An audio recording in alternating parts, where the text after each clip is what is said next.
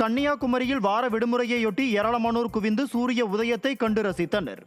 பல்வேறு பகுதிகளில் இருந்து வந்திருந்தவர்கள் அதிகாலை பொழுதில் சூரிய உதயத்தை கண்டு ரசித்து புகைப்படம் எடுத்து மகிழ்ந்தனர். திருவண்ணாமலை மாவட்டம் ஆரணி அருகே வளர்ச்சி திட்டங்களை ஆய்வு மேற்கொள்ள வந்த பேரூராட்சி இயக்குநரிடம் கவுன்சிலர்கள் புகார் மனு அளித்து தர்ணாவில் ஈடுபட்டனர்.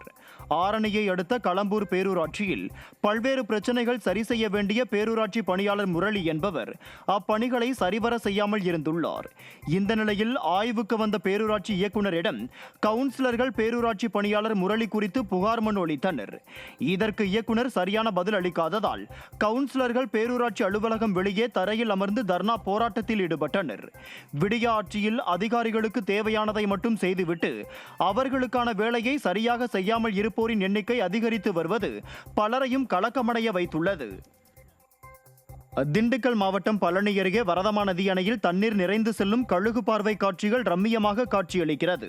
மேற்கு தொடர்ச்சி மலை ஒட்டியுள்ள பகுதியில் கடந்த சில நாட்களாக பெய்த மழையின் காரணமாக வரதமா நதி முழு கொள்ளளவை எட்டி முழுமையாக தண்ணீர் நிறைந்து செல்கிறது.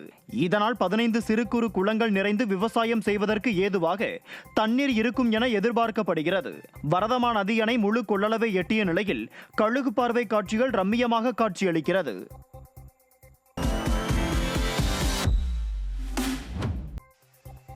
சிவகங்கை மாவட்டம் காரைக்குடி அருகே ரேஷன் கடையில் வாங்காத அரிசிக்கு வாங்கியதாக செல்போனுக்கு குறுஞ்செய்தி வந்ததால் மக்கள் அதிர்ச்சியடைந்தனர். அண்ணாநகர் மாதவன் தெருவில் உள்ள ரேஷன் கடையில் வாடிக்கையாளர் எண்ணுக்கு குறுஞ்செய்தி வந்தது குறித்து ரேஷன் கடையில் வாக்குவாதம் செய்தனர். விடிய அரசு பொறுப்பேற்றது முதல் பொதுமக்களுக்கு நியாயமாக ரேஷன் கடைகளில் கிடைத்துக் கொண்டிருந்த பொருட்களான பருப்பு, பாமாயில் உள்ளிட்ட பொருட்களுக்கு தட்டுப்பாடு நிலவுகின்றது.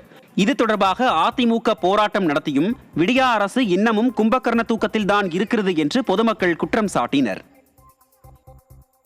மதுரை மாவட்டம் மேலூரில் ஒருபோக பாசனத்திற்காக நீர் வழங்க விவசாயிகள் விடிய அரசிடம் கோரிக்கை விடுத்துள்ளனர். முல்லை பெரியாறு ஒருபோக பாசன விவசாயிகள் சங்க ஆலோசனை கூட்டத்தில் செப்டம்பர் 15ஆம் தேதியில் இருந்து 120 நாட்கள் தண்ணீர் திறக்க கோரிக்கை விடுக்கப்பட்டது. பெரியாறு பிரதான கால்வாய், கிளை வாய்க்கால்கள் அனைத்தையும் தூர்வாரி கடைமடை பகுதிகளுக்கு நீர் செல்லும் வகையில் சீரமைக்க வேண்டும் என்பது உள்ளிட்ட 3 தீர்மானங்கள் நிறைவேற்றப்பட்டது. முல்லை பெரியாறு அணை நீரை நம்பி மேலூரில் 85,000 ஏக்கர் பரப்பளவில் பாசன வசதி பெற்று வருகிறது என்பது குறிப்பிடத்தக்கது. திருப்பூர் மாவட்டம் ஊத்துக்குளியில் மின்கட்டணத்தை குறைக்க வேண்டும் என்று தமிழ்நாடு பனியன் மற்றும் textiles waste recycling mills association சார்பில் கோரிக்கை விடுக்கப்பட்டது. தாளப்பதியில் நடைபெற்ற முதல் கூட்டத்தில் குறைந்தபட்ச கொள்முதல் விலையை நிர்ணயம் செய்ய கமிட்டியை அமைக்க வேண்டும் என்றும், தொழிலாளர் ஒப்பந்ததாரர் மற்றும் தொழிலாளர் நலன், விபத்து காப்பீடு போன்றவைகளுக்கான ஆலோசனை வழங்குதல் உள்ளிட்ட 11 தீர்மானங்கள் நிறைவேற்றப்பட்டன.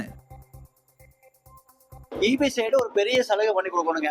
மெஷின் வாங்குறதுல எங்களுக்கு சப்சிடி வேணுங்க.